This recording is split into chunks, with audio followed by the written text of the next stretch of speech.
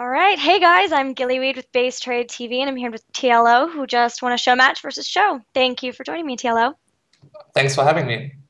Yeah, so first of all, knowing that show has been working on switching to Protoss, how did that affect your preparation for the show match today?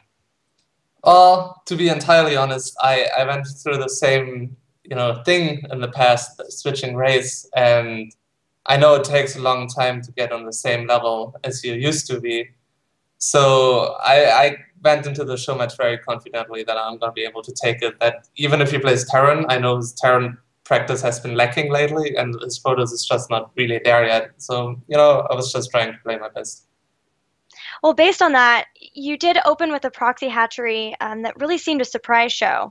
Was that strategy then premeditated based on your preparation, or was it more reactionary or random? I expected him to probably either go for proxy Rex or 15cc, trying to go get an edge. Because he hasn't been training that much Terran, I know he's probably going to try to do some build order that gives him an early advantage. And against both build orders, a proxy hatchery can be extremely good. So that's why I did it. Okay, and of course, in the second game, from the spectator point of view, his mind push was really scary to watch. How did you keep your cool, and how do you keep your cool in situations like that? I think I've become a lot better at not overreacting in that situation. The worst thing you can do is panic, because when you panic and a push is coming to you, it seems like time is just going by much faster than when you're just, staying cool and thinking, okay, I'm just gonna let him in as far as possible and then strike at the latest moment. That's usually the best thing you can do is Zerg, to just try to get the best engagement. It's a lot of times it's better to lose a hatchery, but then have a really efficient engagement rather than to attack 30 seconds earlier. And I think that just came with experience. The longer you play, the more confident you are in situations like that. Well, I mean, that obviously seems to work for you because you came back and took that win. After that, did you anticipate that Show would go for the cheesy build like his Proxy 2 racks after losing those first two games? Well, because it was Cloud Kingdom, and the map is very small, and I remember back from way back when we played it that if you send an overlord directly to the ramp of the opponent, you're gonna usually see if there's gonna be a CC or barracks on the wall of, and then that overlord can see, okay, there's nothing there, so I saved up lava and could get 8 to 10 circlings much earlier than you would usually, because you usually just want to drone up as heavily as possible, and then you're gonna react a little bit later to the 2-Rex. So I wasn't really scared of 2-Rex on Cloud Kingdom, and then worked out pretty alright. Yeah, well, congratulations again on your win. Besides this show match, you've been really busy very recently. You qualified for IEM Sao Paulo after beating some really tough opponents. Can you tell us a little bit about those qualifiers and how you thought they went? I was actually very surprised that I qualified for IM Sao Paulo because I was not really feeling that good the day, and I was, a little bit sick. I had a little bit of headache, didn't get a lot of sleep, and all that. So, but sometimes that actually helps me a lot to play better. It sounds very strange, but I've had some of my best results when I was really, really sick because when I'm in that state, I'm not worried about anything else than just trying to play my best. And I don't get distracted in my mind. I don't have any expectations. So I'm just in, kind of, I don't care mode. I'm just going to get it over with that. And then I play, weirdly enough, I play a little bit more cautious, but also a little bit more confidently when I'm not feeling good.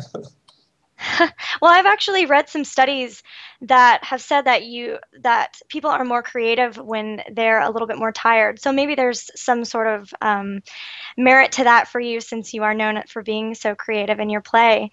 Did you have anything, did you have to play any differently or special versus Snoot since you guys are teammates?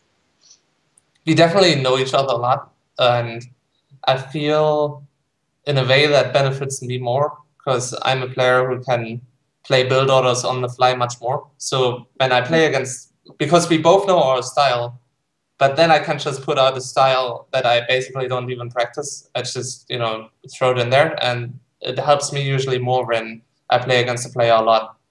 than my opponent because of that. Because I'm gonna know him, but he's still not gonna know me. And not only did you win that IEM qualifier, but you also just won the Kaspersky Arena for a second month in a row. What do you think Third, of that? I think. Oh, it's the third in the row now? I think so. Oh, goodness. Well, that's even better. Congratulations on that. I can Um, confirm it's third in a row and fifth overall. oh, dang. That's awesome. What do you think of that King of the Hill format?